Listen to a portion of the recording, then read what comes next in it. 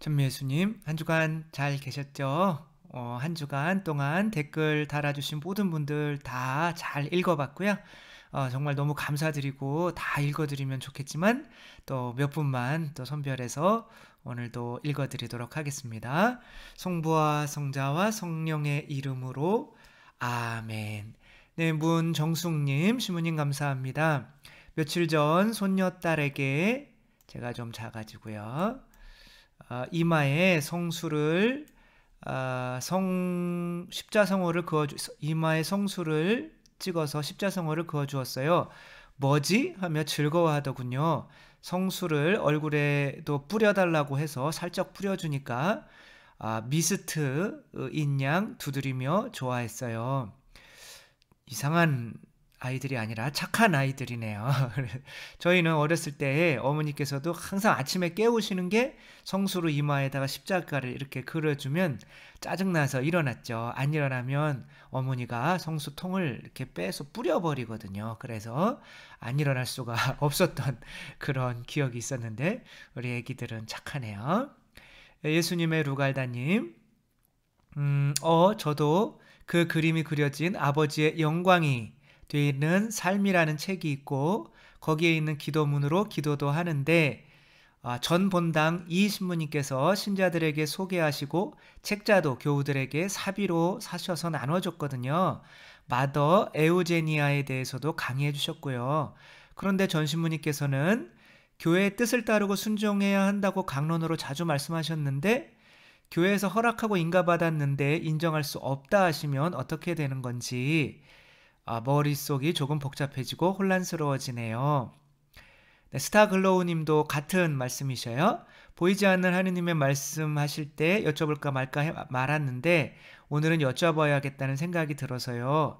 파티마 발현 목격자인 루치아 수녀님께서 수녀님이셨을 때도 사적 계시나 환시를 보셨는데 그것 중에서 예수님께서 매달려 계신 십자가 위에 할아버지 모습의 하느님을 묘사한 부분이 있거든요. 성모님께서는 예수님 왼쪽에 계셨고 은총과 자비라는 글자가 물이 흐르듯 초현실적으로 위에서 아래로 쓰여져 있었다고 했고요. 성작이 예수님의 피를 받고 있다고 했던 부분이 자꾸 생각이 났어요. 네, 파티마 목격 발현 증인 중 이제 유일하게 살아남으신 게 아니라 뭐 살으셨던, 오래 사신 거죠. 루치아 수녀님께서 발현으로 하느님 아버지를 나이든 분으로 이렇게 보셨다라고 하는 거고, 루갈다님은 교회에서 허락돼서 출판되고 있는 이것을 왜 반대하시냐, 이제 그런 건데 제가 이제 그림을 한번 찾아봤어요. 그래서 여러분들에게 보여드리겠습니다. 네, 이분이 이제 에우제니아 그분께서 보신 하느님 아버지이신 거죠. 네, 그리고 관을 내려놓으시고 지구를 공처럼 드시고 손으로 이렇게 뭔가를 삼위일체 이런 걸 의미하시는 것 같아요. 그렇게 나타내시려고 이렇게 앉아 계신 모습. 여러분들은 보시기에 이분이 하느님 아버지라고 이렇게 보이셔요? 그러니까 이분은 남성이에요, 여성이에요? 남성이죠. 아무래도 수염이 났으니까, 그쵸? 그리고 시간과 공간의 제약을 받으세요, 안 받으세요? 당연히 제약을 받죠, 그쵸? 시간과 공간의 제약을 받는 것들만 눈으로 볼 수가 있죠, 그쵸? 그래서 시간의 제약을 받는다는 거는 지금 몇 세 정도로 보이세요, 여러분? 한 40세 전후로 보이시죠, 그쵸? 저보다 어리세요. 그런데 나는이 아니라 저는 이런 것에 대해서 교회가 공인을 해줬다. 그럼 무슨 뭐 출판은 승인을 한 거지만 그것이 무슨 교회에서 특별하게 공인을 해줬다. 그런 것은 없는 거예요. 그래서 이 에우제니아 이분이 이제 성녀가 되시면 이게 이제 공인을 받는 거죠. 어떻게 보면. 그리고 출판을 해서 이제 모든 분들이 금서가 아니면 다 출판이 가능해요.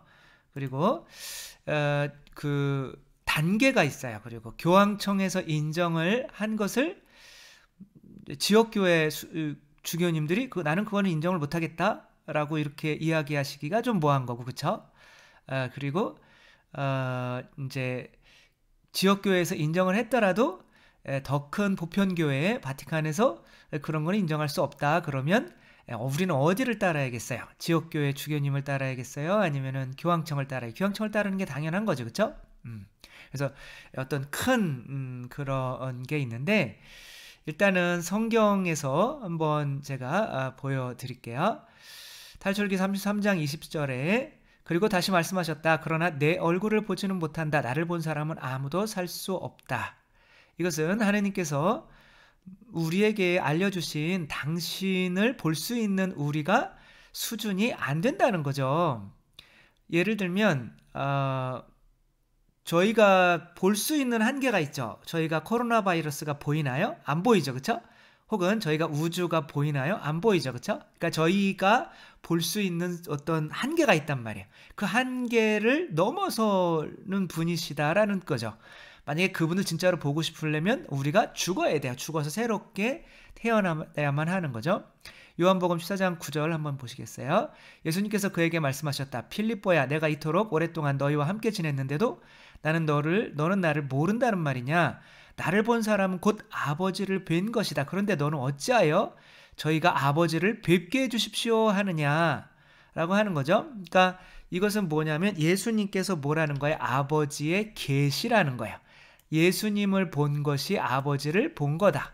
그러니까 교회 가르침에서 예수님께서 계시의 완성이라고 하시거든요. 그러니까 더 이상 아버지를, 하느님을 계시하는 다른 계시는 없는 거예요. 예수님보다 큰 완전한 계시는 없는 거죠. 그러니까 다시 이게 무엇이냐면 예수님보다 더 크게 아버지를 계시할 수는 없다는 거예요.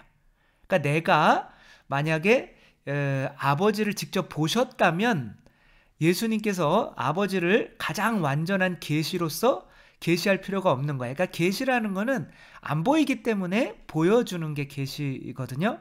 그러니까 제 생각을 여러분들은 볼 수가 있어요, 없어요? 없죠, 그렇죠? 제 생각을 볼 수가 없으니까 제가 뭘 하는 거예요? 말을 하는 거죠. 이렇듯이 만약에 생각이 보인다면 말을 할 필요가 없는 거죠. 영화 같은 데서 천국에서 서로 이야기를 하지 않아도 생각이 서로 보여서 말을 하지 않는 그런 영화들도 있어요. 그러면 말이 필요가 없어지는 거죠. 예수님께서 말씀이라고 하는 거는 말씀은 계시란 말이에요. 무언가를 보여주는 거예요. 말씀은 생각을 보여주는 거죠. 그러니까 생각 자체가 보인다면 말씀이 필요가 없는 거란 말이에요.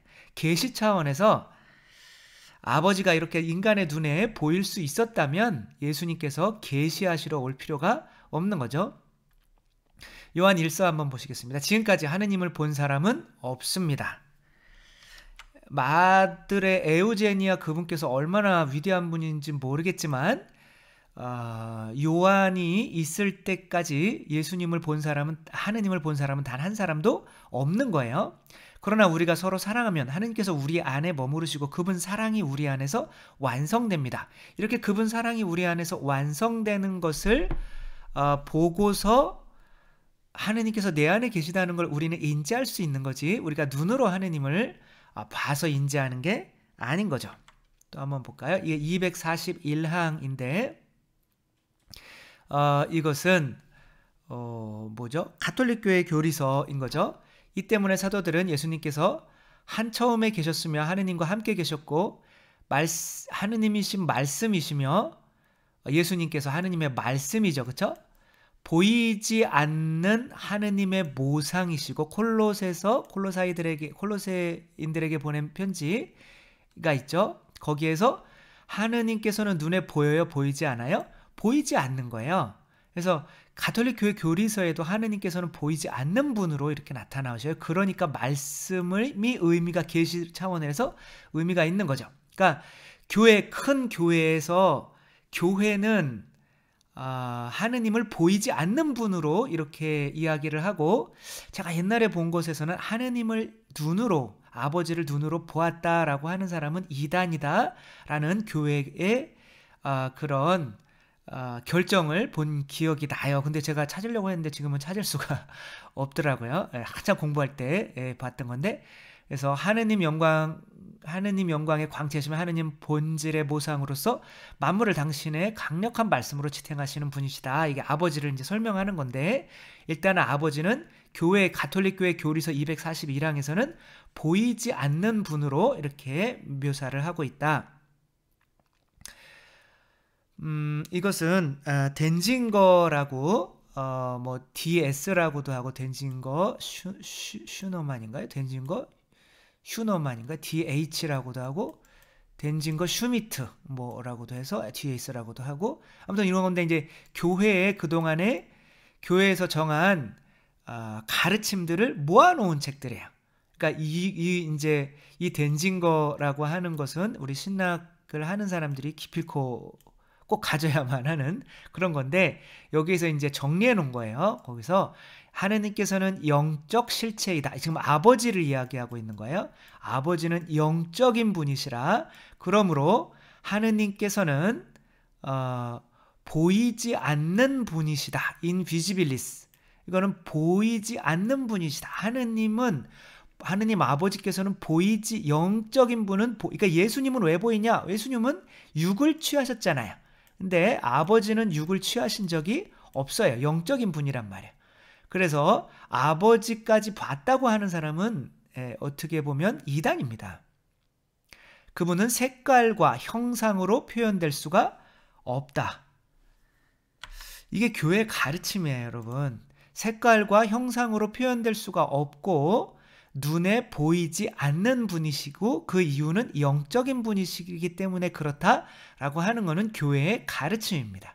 그러니까 가톨릭 교회가 지금까지 정해놓은 이 가르침에서 어긋나는 것을 우리가 이제 지역교회잖아요. 지역교회에서 이것을 출판하고 허락했다고 해서 그 보편교회의 가르침을 뛰어넘을 수는 없는 겁니다.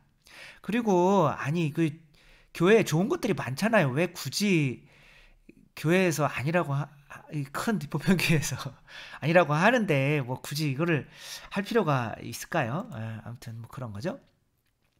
그래서 이제 한번 찾아봤어요. 이제 요 A가 이제 아버지에 대한 거거든요. 20이랑 22, 29, 그리고 이제 뭐 3001, 뭐 4014, 이게 이제 숫자가 높아질수록 현대로 오는 거예요. 그걸 한번 보면은 이렇게 전능하신 하느님 아버지, 보이지 않으시며 고난을 받으신 분, 이게 교회에서 이렇게 정하고 신경으로 읽고 있는 거예요. 옛날에, 지금은 없어졌지만 옛날 신경에는 보이지 않으시며 이런 내용들이 들어갔다는 거예요.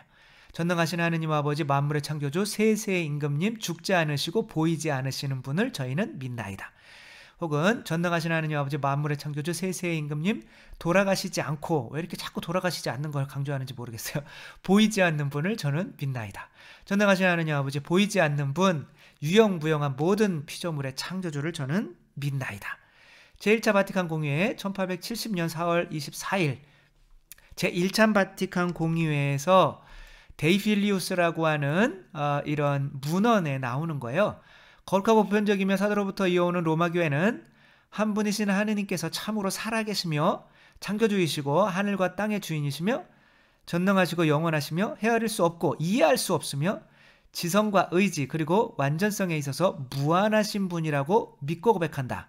그분께서는 하나이시고 전적이시며 단순하시며 불변적인 영적 실체이시기 때문에, 여기 나오죠. 영적 실체이시기 때문에 세상과는 실제적으로 그리고 본질적으로 구별되며, 세상과는 구별되며 당신 안에서, 당신 자신 안에서, 그리고 당신 스스로 지복을 누리시며 당신 외부에 존재하거나 파악될 수 있는 모든 것보다 형언할 수 없이 탁월하시다. 자, 우리는 이분을 표현을 했잖아요. 그렇죠? 그렇게 우리가 표현한다는 거는 우리의 틀 안에 가둬버린다는 거예요. 시간과 공간 안에 갇힌다는 거예요. 그러니까 시간과 공간을 창조하신 분이 시간과 공간에 갇혀서 나이 들어간다는 게, 아니 어떻게 이해가 되느냐고요. 하느님 아버지께서. 그래서 참 큰일인 것 같아요. 그래서 교회 헌장에서 보면 제2차 바티칸 공회 모두 항상 그렇게 표현을 해요. 이 몸의 머리는 그리스도이시다. 그러니까 이게 이는 뭐냐면 교회 헌장이란 말이에요. 지금 교회에 대해서 이야기를 하는 거죠. 그리스도께서 바로 보이지 않는 하느님의 모습이시며, 여기서 그리스도께서 계시란 말이에요. 계시, 모습이란 말이에요. 근데 계시가 되기 위해서는 하느님께서 보이지 않으셔야 돼요. 그리고 그분 안에서 만물이 창조되었다. 뭐 이런 식으로 쓰고 있는 거예요. 그래서 하느님 아버지께서는 보이지 않으셔야 된다는 것은 신학의 기초입니다.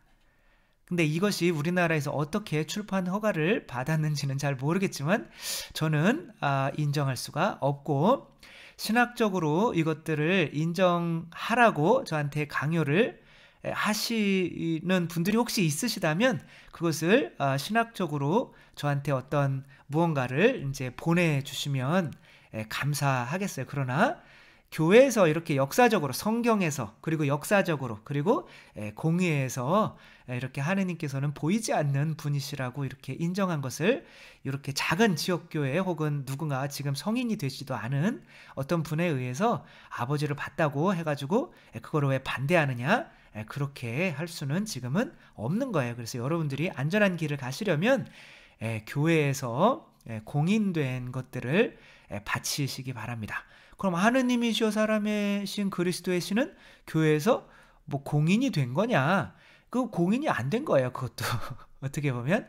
그러나 신학적으로 볼 때 오류가, 이제 이거는 그림 한 장이잖아요.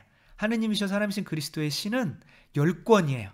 근데 그 10권인데 제가 거기에서 교회의 교리적으로 오류를 지금까지 찾은 적이 없어요. 찾을 수 있는 게. 그러니까 저는 이렇게 그림 한 장 안에서도 오류를 많이, 제가 그래도 로마에서 그래도 신학 박사잖아요. 그러면서 그 교의신학을 통해서, 교의신학 박사, 성서는 또 석사예요. 그러니까 그런 걸 통해서 이렇게 그림 한 장을 보더라도 오류를 너무 많이 찾아낼 수가 있어요. 꼭 왜 이런 왕관을 쓰고 계셔야 돼요. 이런. 이것은 인간이고 우리 이 세상에서의 어떤 관습이지, 왕관이라고 하는 거는 이렇게, 그리고 또 왜 세모여야 되고 또 왜 이렇게 또 그때 예수님의 모습처럼 그렇게 머리가 이렇게 해야 되고, 눈은 또 파라세요. 이렇게 화장을 하신 것처럼. 그리고 빨간 거라고 하는 거는 이건 신성을 의미해요. 그리고 흰 거는 깨끗함을 의미하고, 이런 뭐 지구를 들고 있는 거는 뭐 창조하셨다는 그런 뜻이겠죠. 이건 삼위일체와 인성과 신성, 이건 예수님께 맞는 거예요. 이렇게 하시는 거는 예수님께서 원래 그렇게 하고 계신 거고, 그러니까 우리가 알고 있는 것들의 조합이에요. 여러분들 용이라고 하잖아요. 그렇죠? 용은 어떻게 생겼어요? 용은 막 이렇게 생기지는 않았잖아요. 어떻게 보면 이렇게 생길 수가 없잖아요. 이거는 새잖아요, 새. 그러나 이 머리에 사슴뿔이 있잖아요. 그렇죠? 사슴뿔이 있고, 용은 이제 앞에 악어 같은 게 이렇게 있는 거죠. 이빨, 악어 이빨이 있는 거고, 이게 다 새 없는 존재 같지만 인간 안에 있는 것들로 다 짜집기를 한 거란 말이에요. 악어 발과 뱀의 비늘과 사슴의 뿔과 뭐 이런 것들이 이제로 통해서 이렇게 짜집기해서 만든 것처럼 저도 그렇게 보이는 수밖에 없어요. 이런 하느님 아버지는 존재하시지 않습니다. 물론 뭐 제 신학 안에서 그런 거기는 하지만 이게 맞을 거예요. 그렇죠? 스타글로우님, 신부님, 바오로 사도께서 예언을 더 중요하게 생각하시고 해석의 은사가 있어야 한다고 하기도 하셨지만, 예수님께서 누구보다 신령한 언어를 많이 할 거라고 하셨고, 모두가 신령한 언어로 말할 수 있기를 바란다라고도 하셨잖아요. 그러니까 제가 신령한 언어로 말해서 그렇게 기도하는 것을 반대한 적은 없어요. 그러나 바오로 사도께서 예언이 더 중요하고, 또 그렇게 신령한 언어로 기도하는 것도 중요하지만, 나 같으면 이성적인 언어로 5마디로 기도하겠다, 그런 거예요. 그러니까 기도도 어떤 발전의 단계가 있는데, 신령한 언어로 하는 것이 가장 좋은 것이냐 그거로만 머물러 있는 것에 대해서 이제 좀 우려를 표하는 것이지 이제 신령한 언어로 기도하는 것에 대해서 뭐 제가 반대한 적은 없습니다. 저도 뭐 하고 싶고 그래요. 그래서 근데 이제 스타클로우님이 이런 체험을 이야기했는데 너무 좋아서 한번 읽어드리도록 하겠습니다. 나는 여러분이 모두 신령한 언어로 말할 수 있기를 바랍니다. 그러나 그보다는 예언할 수 있기를 더 바랍니다. 그러니까 신령한 언어로 기도하는 것보다 예언하는 걸 더 바란다는 거예요. 그래서 어떤 기도에도 이렇게 종류가 있고 단계가 있다는 거죠. 누가 해석을 해주어서 교회가 성장에 도움을 받는 경우가 아니면 예언하는 이가 신령한 언어로 말하는 이보다 더 훌륭합니다. 그렇죠? 이렇게 바울 사도는 이렇게 등급을 두고 있는 거예요. 저는 그래서 신령한 언어로 반대한다고 생각하지는 않았는데요. 저도 반대를 하지는 않습니다. 그러니까 저희가 아무튼 뭐 길게 말씀드리긴 좀 그렇고 저도 실은 신령한 언어에 대해서 그렇게 와닿지 않았고 하느님께서 주시는 저는 와닿지 않는 게 아니라 그렇게 거기에만 머물러 계셔서는 안 된다는 거예요. 하느님께서 주시는 은사 중 하나임에도 별로 받고 싶지 않은 은사라고 생각했는데 너무 힘든 시간을 지나고 있을 때 많이 나아졌다고는 해도 지지부진하게 나아지는 것이 참 지친다라는 생각이 들 때쯤 명동 대성전에서 오흥진 신부님께서 짧은 말씀 후 다 같이 신령한 언어로 말을 하자고 하시고 주변에서 죄다 신령한 언어로 말을 하고 있는데 저만 멀거니 주변 사람들을 바라보고 있더군요. 그때 문득 혹시 신령한 언어로 말을 하면 이 상태가 좀 나아지지 않을까라는 생각과 함께 조금의 거리낌도 없이 신령한 언어로 말을 할 수 있기를 바라는 마음을 허락해 주셨고 이내 혀와 고개가 45도 위로 올려다보는가 싶더니 누군가 제 혀를 잡아당기듯 앞으로 잡아당기시며 뻔뻔하게 굳더니 뻣뻣하게 굳더니 혀가 자기 멋대로 막 움직이는 체험을 했어요. 알고 보니 그럴 때 제가 의지적으로 소리를 내야 했더라고요. 제가 뻔뻔하게 이거 기분 나빠하시지 말아주시기 바라요. 제가 지금 읽는 것에는 여기에 이 모습이 들어가 있는 틀이 있어요. 그 틀에 그 선에 가려져 가지고 그렇게 읽을 수밖에 없었습니다. 집으로 돌아오는 길 내내 그게 무엇이었을까 그때 소리를 낼 걸 하고 후회를 했더랬죠. 그날 밤에 성모일도를 다 마친 다음 갑자기 고개가 하늘과 맞닿게 완전히 들어 올려지더니 신령한 언어가 막 나오는 거예요. 그 다음날 밤 성모일도를 마친 다음에도 고개가 들어 올려지며 신령한 언어를 하게 되었고요. 한 30분가량 했을까요?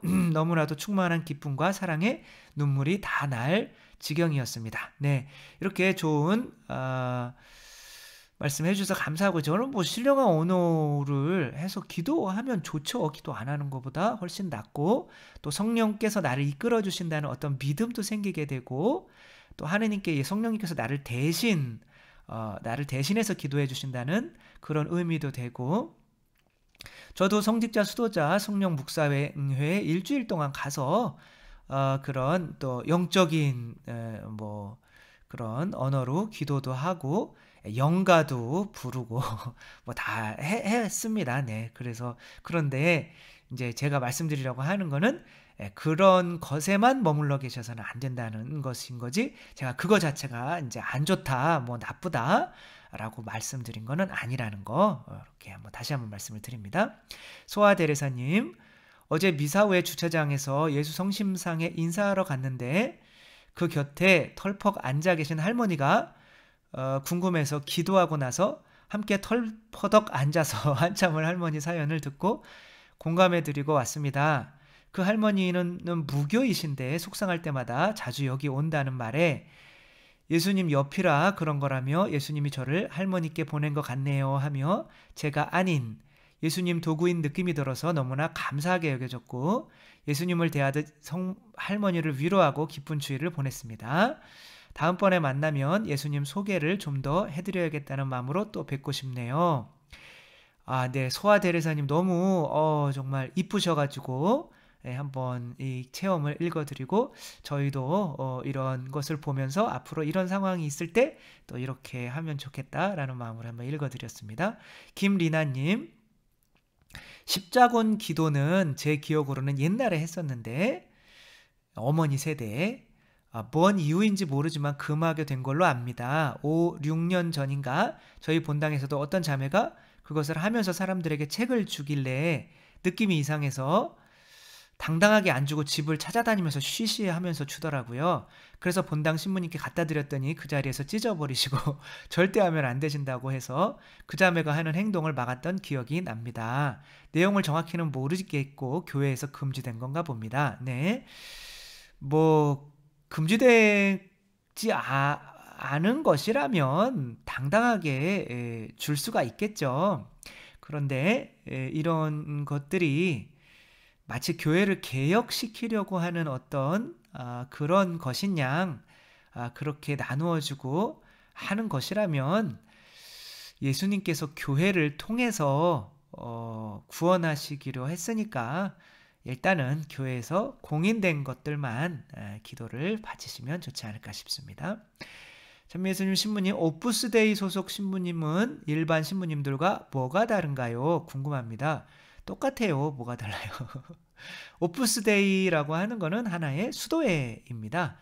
그러니까 어떤 신부님이 조금 뭐 성프란치스코나 다른 뭐 도미니코나 분들처럼 교회를 개혁하고 싶은 마음이 있어서 신부님들이 밖에 나갈 때 항상 끌러지를 하고 다니고 저희들은 술 먹으러 갈 때는 벗잖아요. 그런데 물론 뭐 다 끼고 가시는 분도 있고 그런데 저 같은 경우는 이제 술 먹고 이렇게 교회에 누를 끼치지 않을까.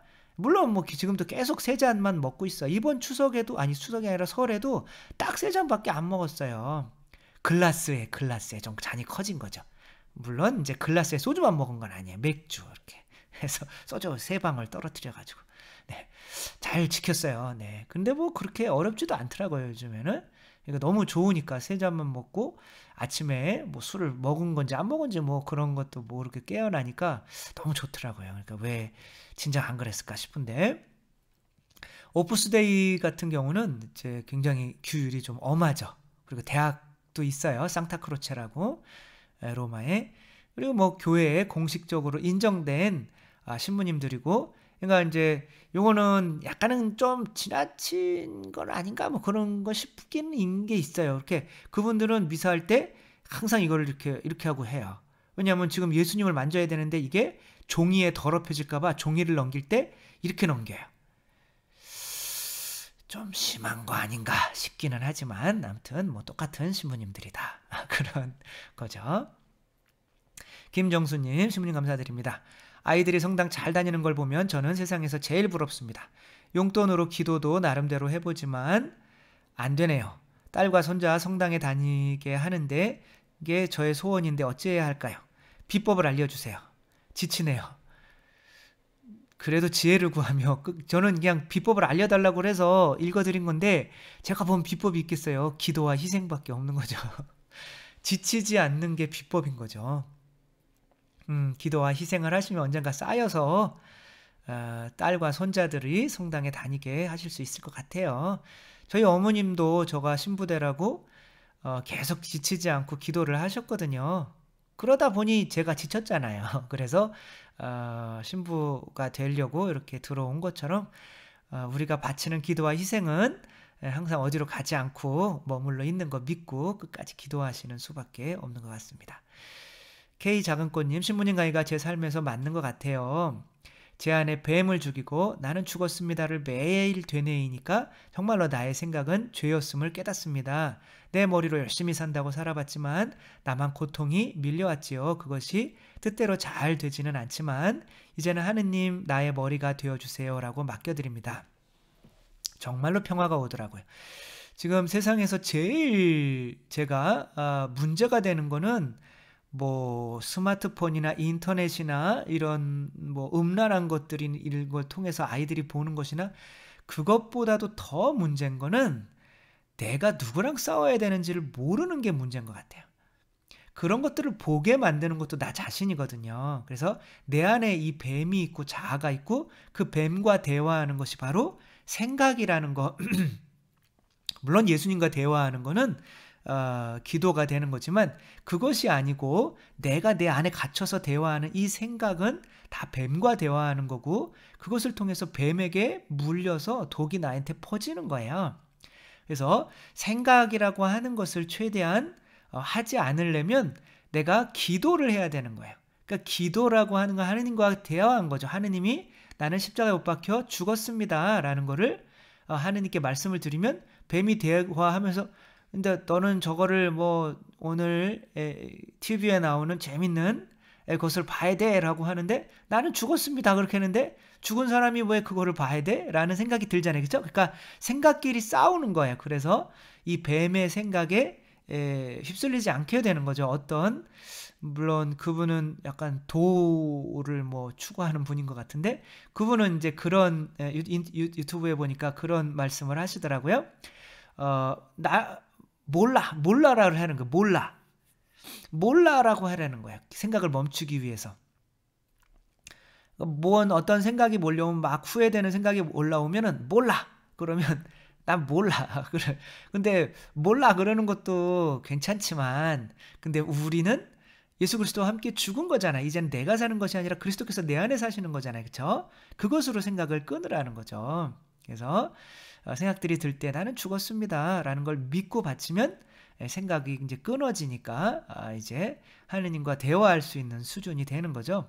근데 저는 나는 죽었습니다, 나는 사랑입니다 하다가 이게 또 왠지 기도가 또 아닌 것 같아. 이건 나의 신앙 고백인 것 같아서 그냥 또 요즘에는 감사합니다, 사랑합니다로 그냥 또 바꿨어요.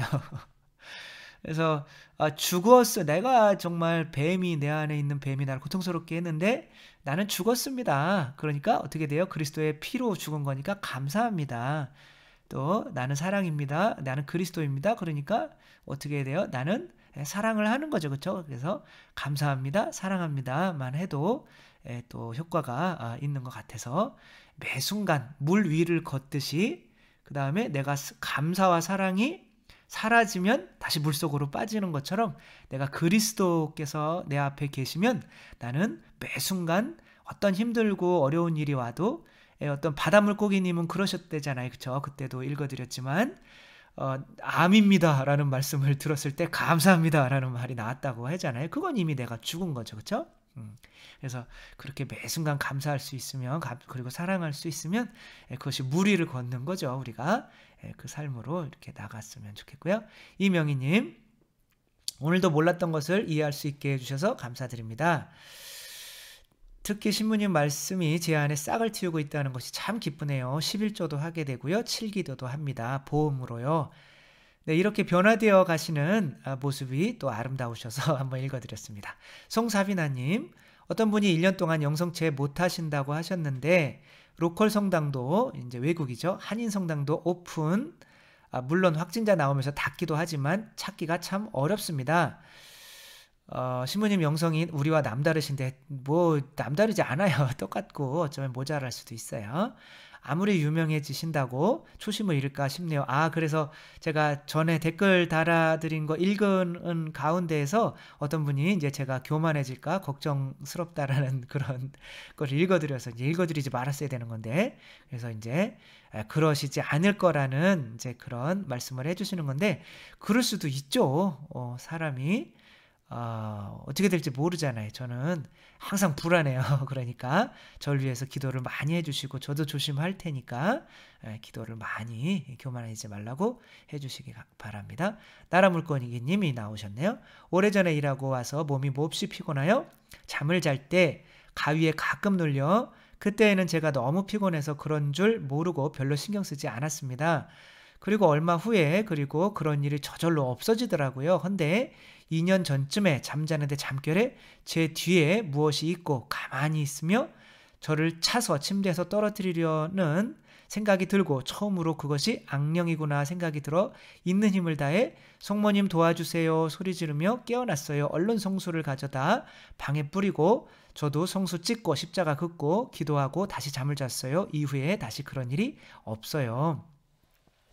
자꾸 이런 얘기를 들으니까 저도 약간은 가위 눌리는 게 악령의 짓이라는 게 점점 확실해지는 것 같아요. 이번에 설 때 형님이 오셔서 큰형님이 이제 해병 특수 수색대를 나오셨거든요. 그래서 스킨스쿠버를 엄청 다이빙을 뭐 그거 무슨 아무튼 뭐 그런 자격증은 다 가지고 있어요. 그러니까 그런 걸 굉장히 잘하는 거죠. 그러니까 저희 형님이 이제 그 광양제철소에 있는데 거기에서 어떤 분이 사고사로 이제 바닷물에 빠진 거예요. 근데 여러 어떤 단체들이 와서 스킨스쿠버 하시는 분들이 와서 바닷물 속으로 들어가서 찾았는데 못 찾은 거예요.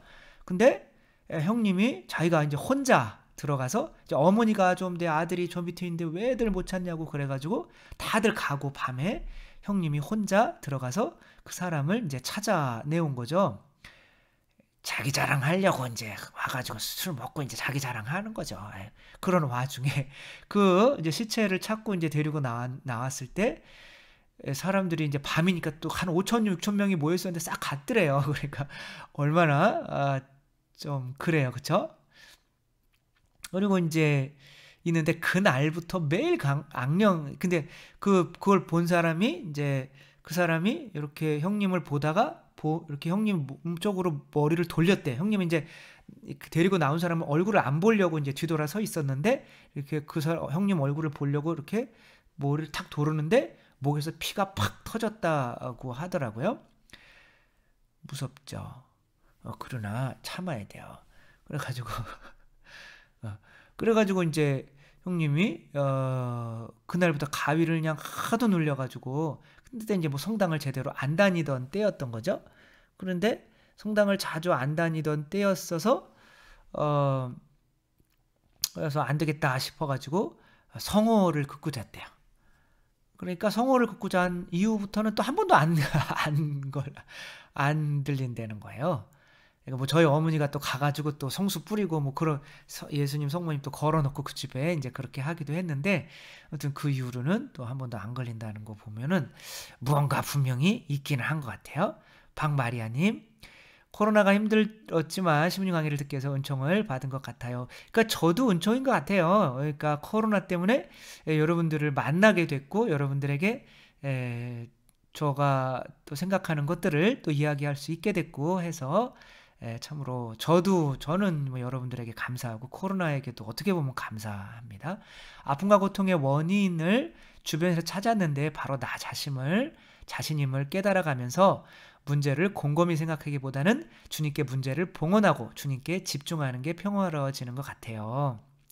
나의 이기심 교만이 꿈틀거리며 섭섭해하면서 대화를 하려 할 때마다 하와가 뱀에게 대화하는 것을 생각하며 그 유혹을 빠져나오려고 할 때도 있고 나도 모르게 거짓으로 흘려들었을 때도 많지만 홀려 있을 때도 많지만 그 뱀의 정체가 범인임을 알았으니까 조심하며 노력해야 된다는 걸 알게 되었어요.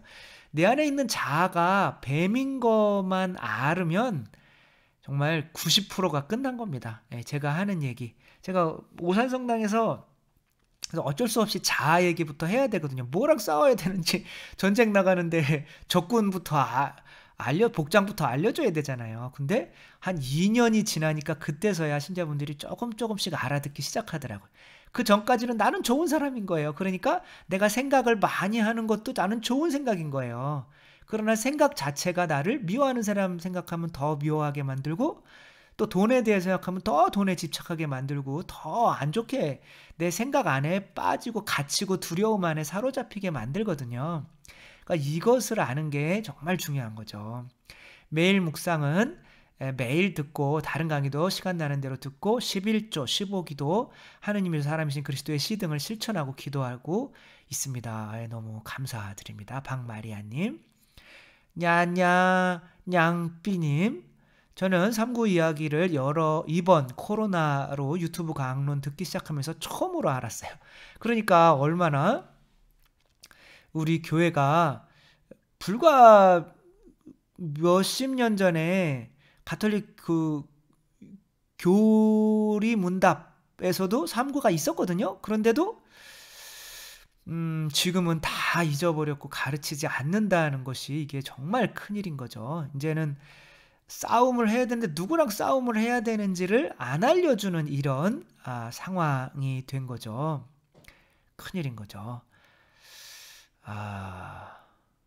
아무튼 뭐 그런 거. 최준영님, 신부님 강론 말씀 잘 들었습니다. 감사합니다. 이분이 이제 제가 읽어드린 것 중에 강론 중에 그 오랫동안 약주를 드신 다음 날 가위를 눌렸었는데 또 아내를 통해서 성당에 나오시게 되고 또 기도를 통해서 이런 가위 눌림을 극복하셨다라고 이제 가위 눌림이 뭐 별건가요? 뭐 이렇게 생각하시는 분들도 있는데 가위 눌림 때문에 혹은 밤에 악몽 때문에 자살하신 분도 저는 알고 있어요. 이런 것들이 이제 두려움이 커지고 하다 보면 이제 그런 것에 사로잡혀서 두려움과 어떻게 살아야 되는지를 모르게 될 때 그냥 자살을 선택하시게 되더라고요. 그러니까 그런 걸 되게 조심하셔야 되는 거죠. 그러니까 이분 연령을 제가 이제 계산해 보니 한 70 정도, 50년 뭐 그렇게 가위를 눌렸다고 그래가지고 한 70살이 넘으신 건 줄을 알았는데 이제 30년으로 수정해 달라고 그래서 수정을 하는 겁니다. 저보다 이제 3살 많으시니까 그러면은 38 정도 되시겠네요. 그죠? 제가 한 35대니까. 허강배님, 네. 천미예수님, 신부님 안녕하세요. 신부님 강의 중에 까시아의 성체의 기적 이야기 도중 우측 그림을 보고 놀랐어요. 사람의 옆모습이 선명하게 보였습니다. 저만 그렇게 보인 건가요?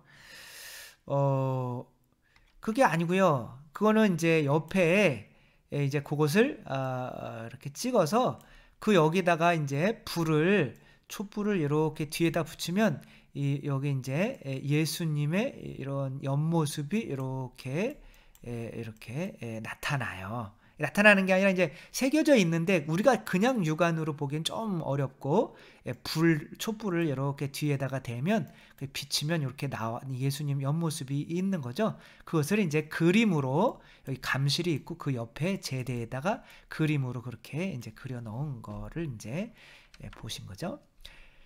매일 하시는 복음 묵상과 매주 진행되는 가톨릭교회 교리서 마테오 복음 성요한의 까르메 산길 빠지지 않고 듣고 공부 중입니다. 너무 감사합니다. 김도훈님, 지난번에 성체조배에 관한 강의를 17이다 채널에 보내셨다고 하는데 왜 안 올라오냐고요? 라고 이렇게 따지신 건 아니고 한 건데 저도 한번 따져봐야겠어요. 거기 사람들한테 왜 안 올리냐고 분명히 했는데 뭐 그거는 언제 올릴지는 뭐 그분들이 알아서 정하는 거라 저는 뭐 거기다가 했으니까 또 유튜브에 뭐 똑같은 강의 내용을 2번 올릴 필요는 없잖아요. 그쵸? 그러니까 언젠가는 올리겠죠.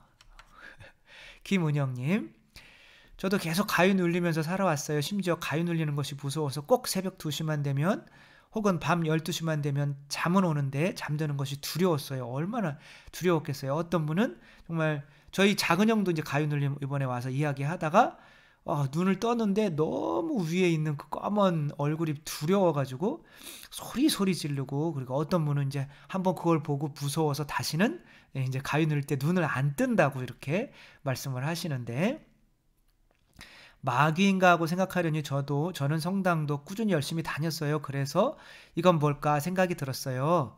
이 시커먼 어둠이 들어오려는 순간 예수님께 기도드리고 주님의 기도로 물리치면 저는 깨곤 했어요. 한 손에 묵주, 가슴엔 성경. 성경 때문에 눌린 거 아닌가 싶어요. 이렇게 성경을 이렇게 꼭 끌어안고 자면 괜찮았어요. 괜찮았구나. 또 괜찮으면 잊고 반복이 되고 이렇게 시간이 흘러서 결혼하고 10년째 되는 무렵 레지오를 들게 되면서 가위 눌림은 없어졌더라고요. 그것이 정말 마귀인 건지는 모르겠으나 성모님께서 저를 지켜주신다는 것을 확신합니다. 레지오의 위력이 그렇게 센 줄은 몰랐습니다. 그 마귀 같은 영화 보면 성모님 묵주기도 드리면 뭐 끝나더라고요. 저도 예전에 본당 신부님께서 어떤 체험을 말씀을 하셨는데 미국에서 사목하고 계실 때 막이 들린 사람이 있었던 거예요. 그러니까 그 신부님은 당신이 이제 안 거예요. 나는 저놈을 쫓아낼 수 있는 실력이 안 된다. 그래서 어떡하지 이거? 오라고 그랬는데 걱정이 삿더미 같았다는 거예요. 그래 갔더니 막 난리를 막 치고 있다는 거예요. 그래서 뺑 둘러가지고 신자분들이랑 이제 묵주기도를 같이 했대요. 구마도 어떻게 하는지 모르겠고. 그런데 묵주기도 1단 하니까 막 욕을 하더니 2단 하니까 막 거품을 물더니 3단 하니까 막 떨더니 4단 하니까 이렇게 막 하더니 5단 하니까 훅 나가 버렸다고 그렇게 말씀을 하시더라고요. 그래서 함께 이렇게 묵주기도 하는 그 힘이 너무 센 거죠. 그러니까 이렇게 묵주기도를 열심히 하고 잘 할 수 있다면 가위 눌리는 것도 세상에 없어지고, 왜냐하면 그걸 통해서 이 사람이 묵주기도가 이렇게 센 거구나라는 걸 깨닫게 되잖아요. 그렇죠? 그러니까 그들이 그런 식으로 두려움을 주려고 유혹하는 것이 오히려 피해가 되는 거기 때문에 이제 그들이 오히려 이 세상에서는 점점 멀어질 수밖에 없는 거죠. 킹카타리나님, 사람에게서 나오는 것이 사람을 더럽힌다. 아침에 잠에서 깨어났는데 내가 잠속에서 부정적인 생각을 하고 있더라고요. 끝없는 부정적이고 악의적인 내 모습을 그러니까 생각을 자면서도 한다니까. 그러니까 자고 일어나도 피곤한 거죠. 그러니까 주무실 때가 중요해요. 주무시기 전에 성경이나 하느님이신 사람이신 그리스도의 시나 혹은 묵주기도나 이런 걸 하면서 주무시면 그것이 이제 잠잘 때 계속 이어져요. 그러나 주무시기 전에 스마트폰하고 TV 보시고 이렇게 자는 게 제일 안 좋은 겁니다. 그러면 그런 거 속에서 TV를 또 켜놓고 주무시는 분도 있어요. 그러면 그런 거 나오는 걸 통해서 내가 안에서 생각을 계속해요. 그런데 좋은 생각이 안 들거든요. 계속 나쁜 생각만 하면서 주무시게 되는 겁니다. 정남경님, 8년 전쯤에 성당과 교구에서 봉사활동을 하는 동안 친정 부모님께서 아들을 봐주셨는데 그때마다 아이들을 봐주셨는데 내가 이런 봉사를 하니까 하느님께서 우리 부모님 건강하게 오래 살게 해주시겠지라는 교만한 마음을 가졌습니다. 마치 제가 주님께 뭐라도 해드리는 것처럼 거래를 하고 있었습니다. 그러던 어느 날 친정 아버님께서 밤에 주무시다가 뇌경색으로 쓰러지셔서 의식이 없으신 채 6개월 정도 사시다가 병원에서 돌아가셨습니다.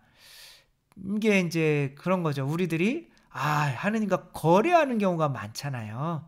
근데 이제 하느님께서는 우리에게 뭐가 좋은지를 이미 다 알고 계시니까 우리가 이걸 해주세요, 저걸 해주세요 라고 하더라도 하느님께서 더 좋은 거, 물론 아버님께서 돌아가신 게 어떻게 더 좋은 거냐라고 하실 수는 있는데 하느님께서는 우리에게 항상 좋은 것만 주신다는 것을 믿어야 돼요. 믿어야 됩니다. 그래서 아버님께서 하느님께서 돌아가시게 하셨다고 하더라도 이것은 주님께서 우리에게 주신 은총입니다 라고, 이제 물론 안 믿는 사람들에게 이런 얘기하면 돌맞죠. 그러나 우리는 믿는 사람들은 우리에게 주님께서 모든 것을 알아서 주시는 것은 은총입니다, 감사합니다, 사랑합니다로 이렇게 나가야 하는 거죠. 올라올라님, 원수를 어떻게 사랑하지요? 예수님이니까 가능하지 저는 절대 못해요 라고 투덜거리고 있을 때 성령께서 훅 주셨습니다. 너는 기도를 왜 하냐? 예, 알겠습니다. 그러고 보니 하지 말라는 기도만 골라서 했네요. 먹는 거, 입는 거, 두려움, 염려, 걱정 등등 정말 끈질기게 청해야 할 것은 미리 포기하고 있었습니다. 네, 저 사람을 정말 용서하게 해주세요 라는 기도를 해야죠. 그렇죠?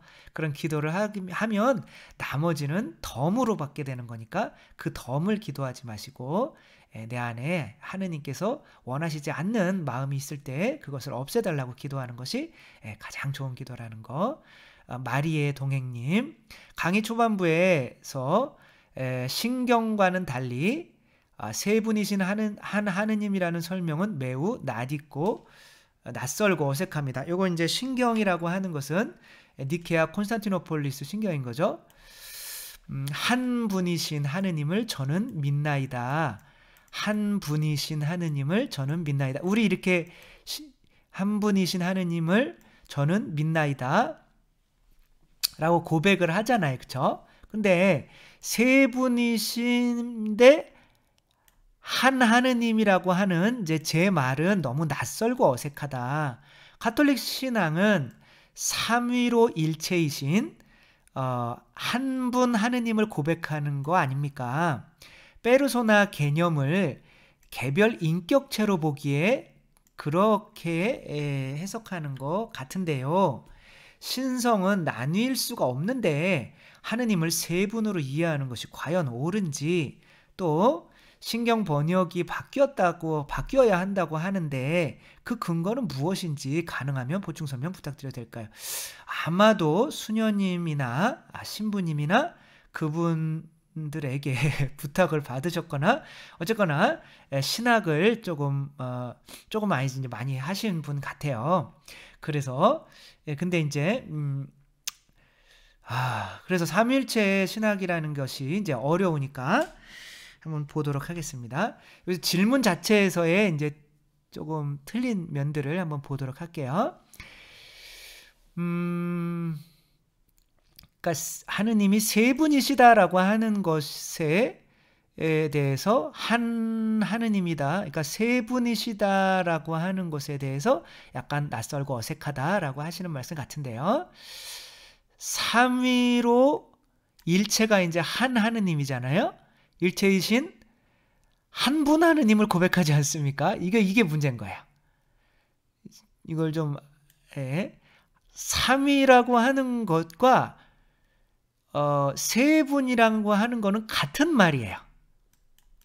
그러니까 삼위, 우리나라 말로 위라고 번역한 것이 페르소나예요.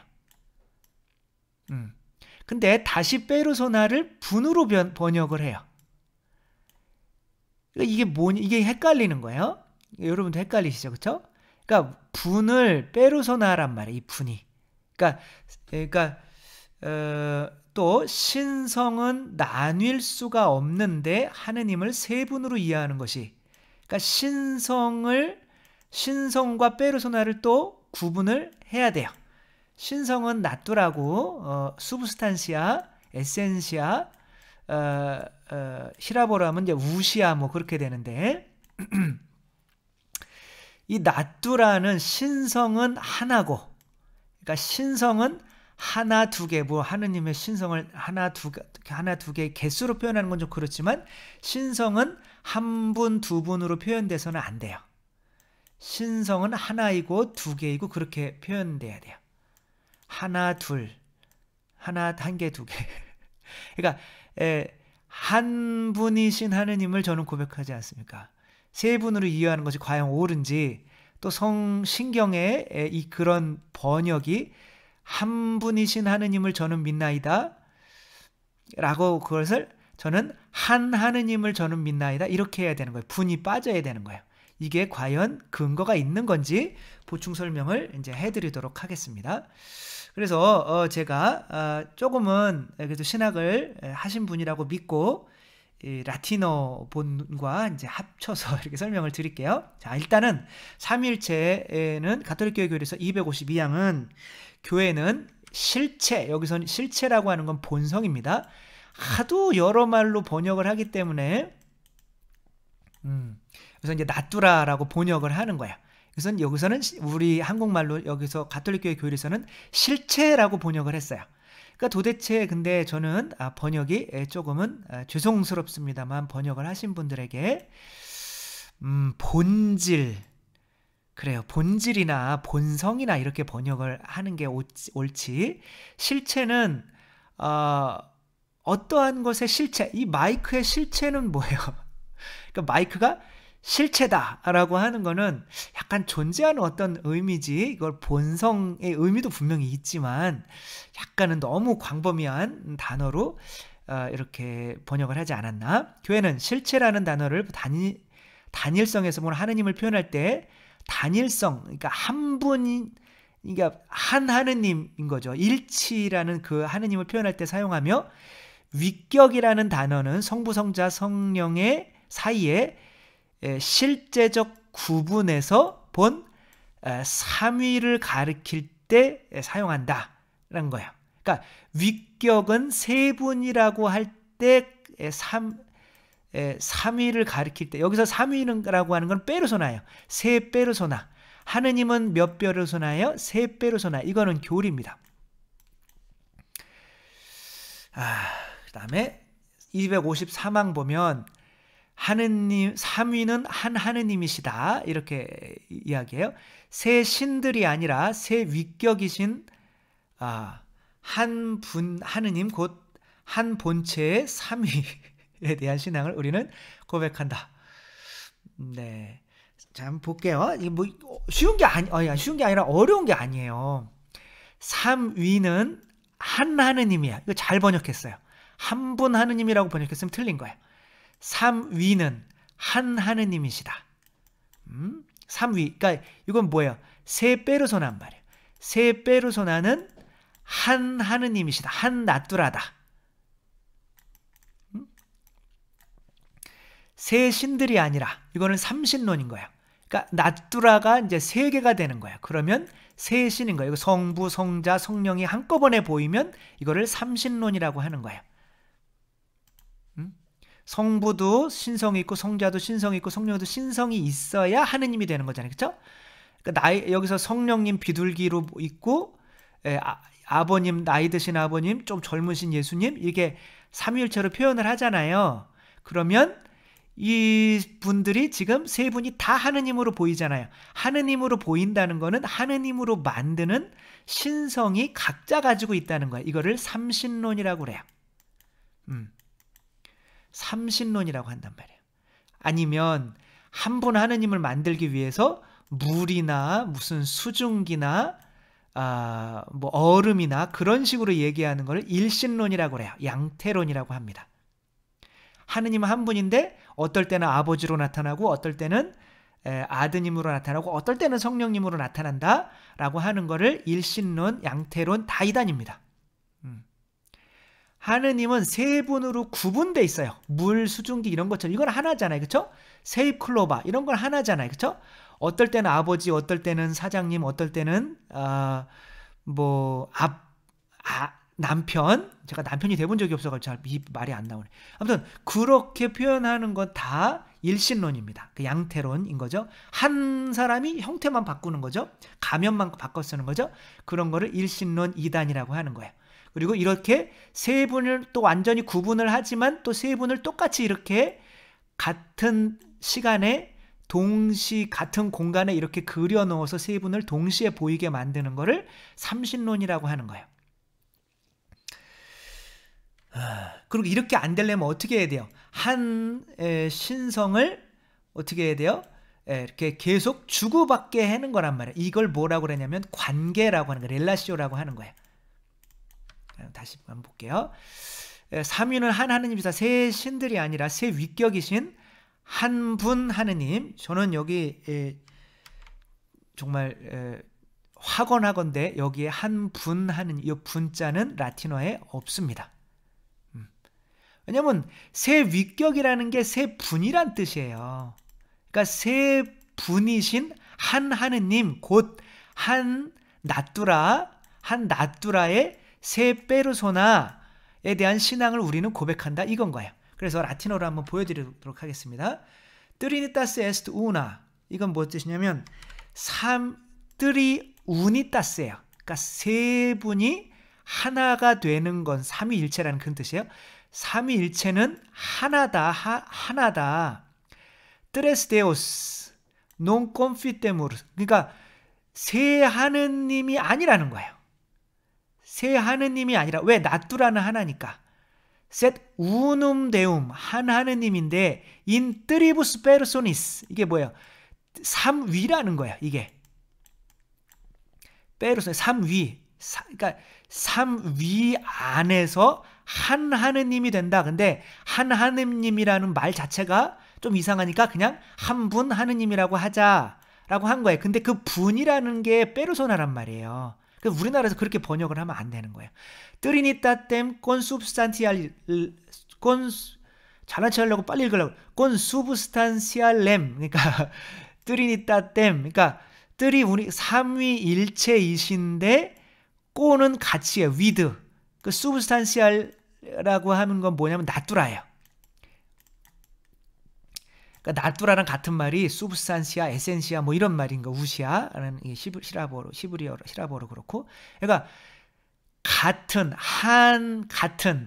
같은 본성을 지닌 세 명의 다른 분.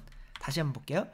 그래서 여기서 우리나라에서 이 분을 몇 분을 하고 한 분, 두 분, 세 분, 한 분 하느님을 저는 믿나이다. 이 분이 바로 위랑 같은 말이라는 거예요. 그러니까 삼위라고 하면 세 분이란 뜻인 거예요.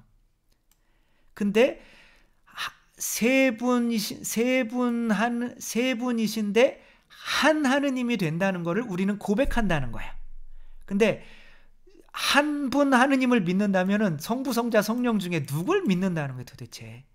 예, 각기 다른 분인데, 세 분인데. 자, 하느님의 세 위격은 서로 실제적이고 구별된다, 이런 거예요. 하느님의 세 위격은 여기서 위격으로 번역을 했죠, 그렇죠? 근데 페르소나란 말이야. 페르소네 디비네 순트 인테르세 레알리테르 디스팅시에. 그러니까 뭐냐면 구분된다는 거예요. 실제적으로 그 안에서. 그러니까 그러니까 세 위격은, 이게 세 위격이 아니라 하느님 세 분은 이렇게 번역해야 돼요. 그리고 제가 생각할 때는 이 위격이라는 말은 없애버리는 게 나을 것 같아요. 그래서 위격이라는 말이 있으니까 분이라는 말을 또 새로 쓰는 거예요. 같은 말인데 사실은. 이게 255항 한번 볼까요? 또 그러니까 이런 말인 거예요. 하느님의 세 위격은 서로 관계를 맺고 있다. 페르소네 디비네 인테르세 순트 렐라시베. 이게 뭐야? 릴레이션이란 말이야. 관계 맺고 있다 하는 거예요. 그러니까 관계라는 게 뭐야? 주고받음이라는 거예요. 뭔가를 주고받는, 성령을 주고받는 거죠, 그렇죠? 그래서 페르소네 디비네 인테르스, 그러니까 나뚜라를 주고받는 거죠. 그러니까 뭐예요? 본성을 하나밖에 없으니까. 왜냐하면 세 분이 그 하나인 본성을 가지려면 주고받을 수밖에 없고, 그리고 주고받기 때문에 뭐가 생기는 거예요? 관계라는 게 생기는 거예요. 그래서 니케아 콘스탄티노폴리스 신경을 왜 번역을 바꿔야 되는 근거를 좀 말해달라. 아니, 근거는 크레도 인 운um deum이에요. Patrem omnipotentem, factorem caeli et terrae, visibilium omnium et invisibilium. 그러니까 보이는 것과 보이지 않는 하늘과 땅에 있는 것들을 창조하신 전지전능하신 아버지를 또 믿고, 크레도 인 운um deum, 한 하느님을 믿는다는 거예요. 운음이 하나거든요. one God을 믿는다는 거예요. one God, 한 하느님임을 믿는다는 거예요. 크레도 인, 한 하느님을 믿는다는 거예요. 그러니까 한 분 하느님을 믿는다라고 우리는 이렇게 번역을 했잖아요, 그렇죠? 그러면 성부, 성자, 성령 세 위격 중에 어떠한 분을 믿는다라는 것이 되는 거예요. 그래서 여기에서 크레도 인 운um deum이 바로 그냥 아버지다라고 하면 그냥 그 한 분이신 하느님을 저는 믿는다. 그러니까 한 분 이신을 빼야 돼요. 그러면 한 분 하느님을 믿는데 그분이 아버지다, 이렇게 해야 돼요.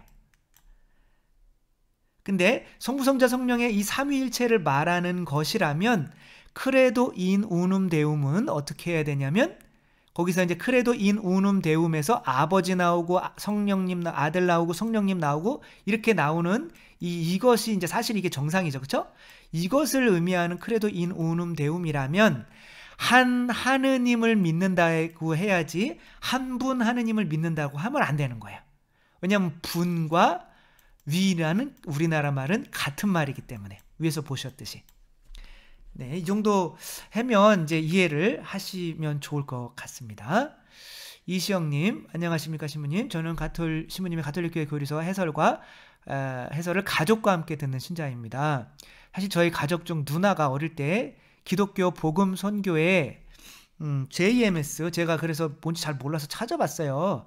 그랬더니 거기 양반이 누구죠? 수장인 양반이 감옥에 뭐 몇 년 동안 한 10년 동안 들어갔다 오셨더라고요. 이게 성폭행이나 뭐 그런 그 강간 뭐 이런 거로.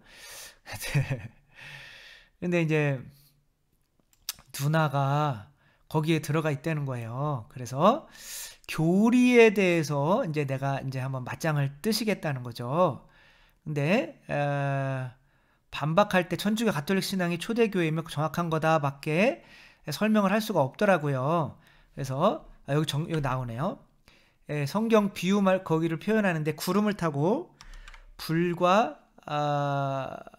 칼을 들고 온다라는 구절에서 구름은 사람을 비유하는 건데 그 사람이 깨끗하고 흠없는 정명석 목사다 말을 하더라고요. 그러니까 우리가 들으면 어처구니가 없죠, 그렇죠? 근데 이것에 빠진 사람에 대해서 이것을 성경을 가지고 놓고 교리를 가지고 놓고 이야기하는 것이 바람직하냐? 바람직하지 않다는 거예요. 왜냐하면 성경은 어쨌거나 귀에 걸면 귀걸이, 코에 걸면 코걸이인 거예요.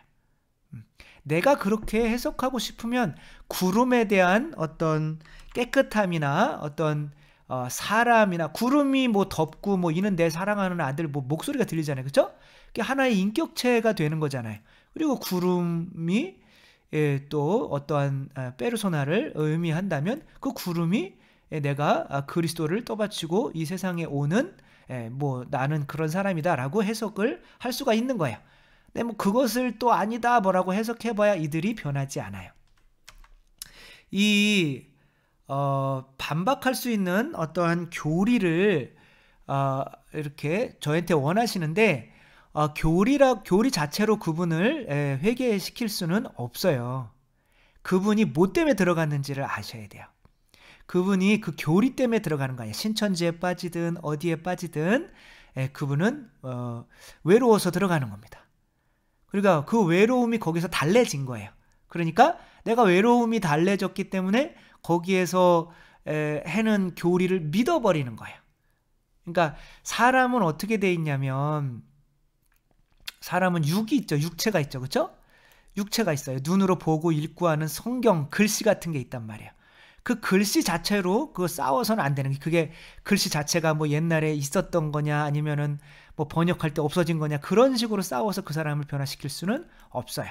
그러니까 육체보다 더 뭐를 변화시켜야 돼요? 생각을 변화시켜야 돼요. 근데 생각이라고 하는 것은 뭐에 의해서 규정되는 거냐면 내 감정에 의해서 규정되는 거예요. 이게 무슨 소리냐면 내가 지금 기분이 나빠요. 그냥 기분이 나쁜데 그러면은 왜 나쁠까를 생각하는 거야 얘는. 근데 그 왜 나쁠까? 그런데 가만히 봤더니 성경을 내가 읽으라고 강요를 받았어요. 그러니까 기분이 안 좋아요. 근데 안에 것이 바깥으로 영향을 주는 것이 바깥의 거를 바꾼다고 이 안의 물이 바뀌기는 거의 불가능해요. 그래서 이 사람이 지금 감정상 내가 어떻게 살아야 되는지도 모르겠고 내가 세상에서 외롭고 불안하고 하는 건데 거기에 들어갔더니 너무 잘해줘요. 그러니까 감정상으로 내가 너무 편안하고 기뻐. 그러니까 내가 왜 그렇게 됐지? 라고 보니까 정명석 씨가 하는 자기가 이런 것들 때문에 그런 거구나. 그러니까 이게 어떻게 되는 거예요? 저절로 그게 믿어지는 거예요. 그러니까 다른 사람에게 그것을 또 이야기를 하게 되는 거죠. 이런 식으로 나가는 거지 내가 어떠한 생각, 어떠한 교리를 끄집어 넣으면 이 안에서 노는 거지 이거를 바꿔줄 수가 없어요. 그 사람은 그 감정 때문에 들어간 건데 그러니까 더 깊이 들어가야 되는 거예요. 우리가 그 사람들을 빼내려면 사랑밖에 없어요. 더 그 사람들을 사랑해주는 수밖에 없어요. 거기 안에서 얻은 그 기쁨보다 더. 그럼 이 감정은 뭐에서 오는 거냐면 믿음에서 와요. 그러니까 내가 거기에 있는 그 사람이 그 사람한테 많잖아요. 뭐 증거도 뭐 강간 당했다는 사람도 많고 막 그 사람의 핸드폰으로 막 그 옷 벗은 거 이렇게 보니까 거기 다 그런 게 있더만요. 그런 걸 막 보내주고 막 그런 것들이 일단 믿으면 어떻게 돼요? 내가 나는 구원받을 사람이다. 믿으면 감정이 좋아져요, 나빠져요? 좋아지죠. 그렇죠? 그러면 그 교리들을 믿게 되고 그러면 그 교리들을 전하게 되는 거죠. 근데 여기에서 그 교리들 가지고만 그 사람을 움직이려고 하면 안 되는 거예요. 뭘 바꿔줘야 되는 거냐면 믿음을 바꿔줘야 되는 건데 이미 철저하게 이 사람이 그 좋은 감정이 이 믿음에 의해서 규정되어 있기 때문에 지금 아무런 교리를 지금 설명을 해줘도 그 사람들은 바뀌지 않아요. 그러니까 그거를 믿는 것이 행복한 것이 아니고 더 큰 행복이 있다라고 하는 그 사랑을 주는 수밖에 없어요. 좀 모호하게 들릴 수 있지만 사실은 그 사람을 오히려 이해해주고 그 사람을 안아주고 그래 너 가다가 조금이라도 이상한 거 있으면 다시 와 엄마 아빠는 언제나 너 기다리고 있을게 라고 하는 게 맞지. 엄마 아빠들이 여기 와서 네 생각은 틀렸어 너는 잘못됐어 라고 하면 이거 지금 내가 지금 기분 좋은 지금 감정을 이 부모님들이 나를 기분 좋은 감정을 죽이려고 하는구나 라고 하면서 부모님까지 이제 멀어지게 당신들 안 만나 라고 할 수가 있는 거예요. 그래서 생각으로 너희는 이런 교리가 잘못됐어 라고 하는 것 자체가 이미 빠져있는 사람들한테는 그런 생각을 통해서 바꿔주려고 하는 거는 불가능하다. 제가 볼 때는. 그러니까 이들의 감정을 다시 바꿔줘야 된다는 거예요. 집에 들어와도 지금 거기 있는 것보다 훨씬 감정적으로 행복하다라고 하는 것을 그 사랑을 우리가 줄 수가 있어야 되는데 그렇지 않다면 엄청 어렵다는 거. 오 미카엘라님 너무나 안타깝네요. 저도 가까운 지인이 JMS 신자입니다. 네 아무튼 그런 거죠. SP 대레사님 하느님의 길을 따르며 가난한 생활을 해야 함은 너무 힘든 삶이에요. 그래서 하느님을 위해 살려면 세상 모든 것을 다 버려야 되는데 성직자 수도자가 아닌 이상 굉장히 어려운 것 같습니다. 그 다음에 많은 고민이 되네요. 성령을 이게 고민이 되라고 이런 말씀을 드린 것이 아니라 그리고 가난해지라고 외적으로 다 가난에 다 팔아버리라는 얘기가 아니거든요. 그러니까 예수님을 도와주시는 분들 중에서도 돈이 많으셔가지고 예수님을 물적으로도 도와주시던 여인들이 이제 성경에 많이 나오잖아요. 기록돼 있잖아요. 그런 것처럼 가난이라고 하는 것이 이제 욕심을 버리라고 하는 거지 지금 있는 것들을 다 버리라고 하는 게 아니에요. 저도 지금 통장에 돈이 있어요. 그리고 그러니까 이제 최대한 통장을 이제 어느 수준 이상은 안 올리려고 이제 노력을 하고는 있는데, 그리고 또 그래야 욕심이 죽는 거잖아요. 그런 거는 성직자 수도자들만 하면 되는 거고, 이제 여러분들께서는 이제 그 욕심, 뭐 지금 있는 거 내가 한 사람의 영혼을 살리려면 살릴 수 있다면 지금 있는 거 뭐 아깝지 않게 그냥 내어줄 수 있어요. 그러나 내가 지금 여기 살아가면서 좀 뭐 돈 자꾸 들어오는데 어떻게 해요? 그거를 이제 그런 식으로 하라는 거죠. 그러니까 빌 게이츠나 뭐 이런 사람들처럼 돈이 들어오는데 어떻게 해요? 1분에 뭐 수십억씩 들어오는데 어떻게 해요? 그거를 가난해질 수가 없잖아요. 그러니까 그런 분들 그러나 그런 것들 나는 100%다 가난한 사람들 위해서 환원할 거다. 지금 있는 것보다 돈에 대해 상관없다라고 하는 그런 욕심을 없애라는 거지. 그러니까 뭐 완전히 가난해지고 그러라는 얘기는 아니라는 거. 김부원님, 부연님, 신부님 강론 거의 매일 감사히 들고 있습니다. 이제 첫 댓글이라 이제 읽어드리는 것 같아요. 11조에 대한 질문인데 한 달 급여를 받으시면 10분의 1을 하는 것이 11조이겠지요. 그런데 주일마다 헌금을 하고 기부단체에 기부다. 이거 계속 나오는 질문인데 그냥 알아서 하셔요. 저는 뭐 헌금 다 합쳐서 하는 것도 괜찮은 것 같아요. 그리고 다른 데에 기부하는 것도 합쳐서 11조를 하는 것도 맞는 것 같아요. 왜? 그것도 다 하느님께 드리는 거니까 하느님 겁니다 라고 그렇게 가난한 사람들에게 드리는 것도 11조 당연히 해당할 수 있는 것 같아요. 박시연님, 이해를 돕고자 신부님의 체험을 들려주시고 개방된 모습에서 자아를 넘어선 자유로운 한 영혼의 모습을 보는 것 같다. 저는 자아를 아직 넘어서지 못했어요. 함께 고민회를 통해 신부님께 생각을 듣고 싶어 아래 질문합니다. 제가 알고 지내던 한 분이 계신데 그분은 종교가 없습니다. 그런데 얼마 전에 그분의 대학생 손자가 스스로 생을 마감했다는 충격적인 소식을 접했습니다. 물론 그 손자도 종교를 갖고 있지 않은 상태였습니다. 남겨진 가족들은 그 고통에서 지내고 있는데 제가 천주교 신자라는 것을 잘 아는 그분이 그 손자를 위해서 기도해 달라고 하셨습니다. 그래서는 제가 할 수 있는 방법으로 성모님께 그 손자의 영혼을 맡겨드리며 연미사를 드리고 로사리오 기도를 했습니다. 이처럼 자신의 생을 스스로 끝낸 이들에 대해서 교회는 어떻게 생각하는지 잘 알고 싶습니다. 교회는 이제 그런 스스로 이제 생을 끝내는 분들에 대해서는 일단은 죄라고 이렇게 하고 있습니다. 이건 명백한 거예요. 자살은 죄입니다. 명백한 건데 이제 자살이라는 게 죄인 거죠.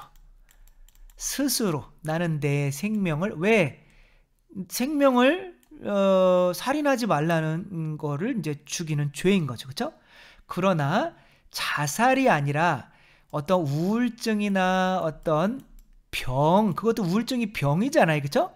그러니까 병으로 죽는 것이나 그 병 때문에 이제 자살도 그 병 때문에 죽는 거죠. 그렇죠? 병 때문에 하나의 그런 선택을 할 수밖에 없었던 이러한 상태 때문에 죽는 거죠. 그래서 교회 내에서는 자살이라는 게 죄라고 인정은 하고 있지만 모든 자살을 다 죄라고 보고 있지는 않은 거죠. 그렇기 때문에 이렇게 돌아가신 분에 대해서 자살을 했다고 다 지옥 간다, 100% 지옥 간다 라고 이야기할 수는 없어요.